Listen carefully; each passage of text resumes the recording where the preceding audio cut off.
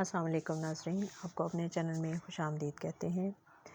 سن میرے دل ڈرامے کی آنے والی قسط میں ہم دیکھیں گے کہ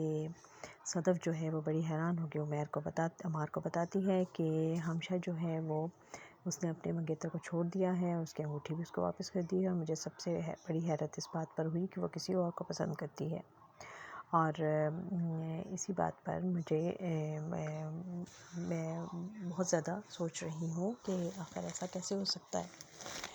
اور پھر دکھایا گیا کہ صدف اور عمار کی جو کلاس فیلو تھی، جو کہ عمار کو پسند کرتی تھی، لڑکی جو ملک سے باہر چلی گئی تھی، وہ واپس آ جاتی ہے اور وہ عمار کو ملتی ہے بڑے خوش ہو کے، جوش میں آ کے، اور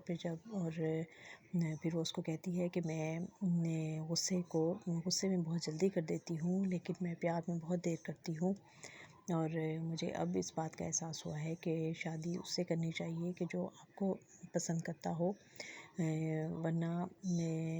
اگر آپ اس سے شادی کر لیں کہ جو آپ کو پسند نہیں کرتی تو پھر وہ آپ کا حشر کر دیتی ہے۔ اور سن میرے دل کی اس قسط میں ہم نے دیکھا کہ صدف اور عمار کا ولیمہ ہوا، اور اس میں بلال عبداللہ نے ان کو گفٹس بھیجے، اور جب وہ دونوں منتظر تھے کہ بلال عبداللہ آئیں گے خود، تو اس کے سیکرٹری نے بتایا کہ وہ تو صبح کی فلائٹ سے سنگاپور چلے گئے ہیں، جو کہ سن کے ہمشہ بہت زیادہ پریشان ہوتی ہے، اور وہ آ کے اس سے کہتی ہے کہ لیکن مجھے تو انہوں نے ایسا کچھ نہیں بتایا، جس میں وہ کہتے ہیں کہ مجھے بھی انہوں نے جانے سے تھوڑی دیر پہلے ہی بتایا تھا کہ وہ جا رہے ہیں۔ اور اب ہمشہ جو ہے وہ بہت پریشان ہے، کیونکہ وہ پسند کرنے لگی تھی بلال عبداللہ کو، اور ان کے اچانک چلے جانے پر اس کو بہت دکھ ہے، بہت تکلیف ہے، اور اس کا سابقہ منگیتر جو ہے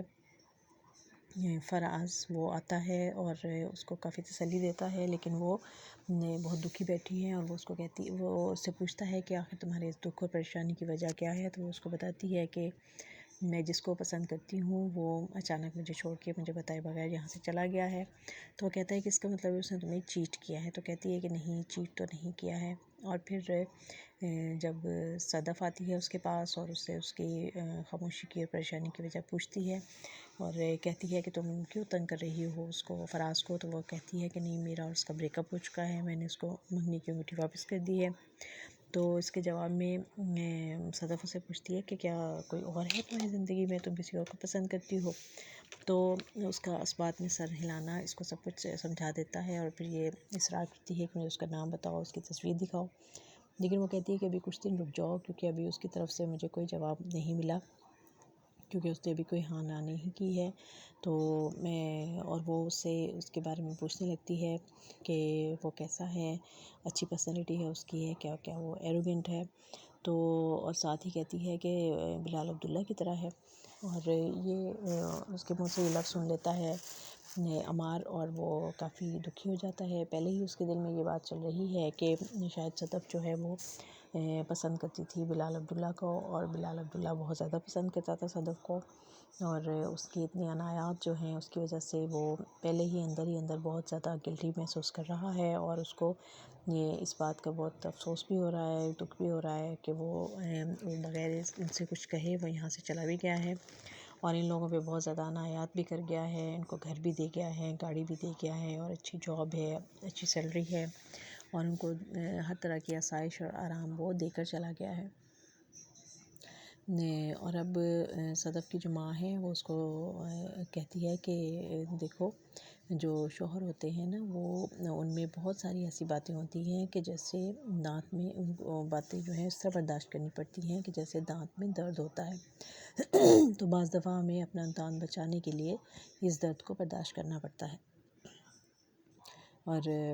اب اس طرح سے صدف اور عمار کے درمیان میں جو ہیں وہ کافی ایک دوسرے کو لے کر ان کے جو دل ہیں وہ کافی حد تک پریشان ہو رہے ہیں اور اپسیٹ ہو رہے ہیں۔ تو اب دیکھنا یہ ہے کہ کیا یہ دونوں جو ہیں وہ اپنی اس شادی شدہ زندگی کو لے کر اچھے انداز میں چل سکیں گے یا نہیں، یا اور راز جو ہیں وہ کھلنے والے ہیں، اور وہ جب کھلیں گے تو ان دونوں کے آپس میں دوریاں آتی جائیں گی، اور بلال عبداللہ جو ہے وہ اس پر کیا گزرے گی، کیا گزر رہی ہے، اس کے بارے میں بھی ہم جانیں گے، لیکن یہ سب کچھ دیکھنے کے لیے دیکھتے رہنا پڑے گا ہمیں سن میرے دل۔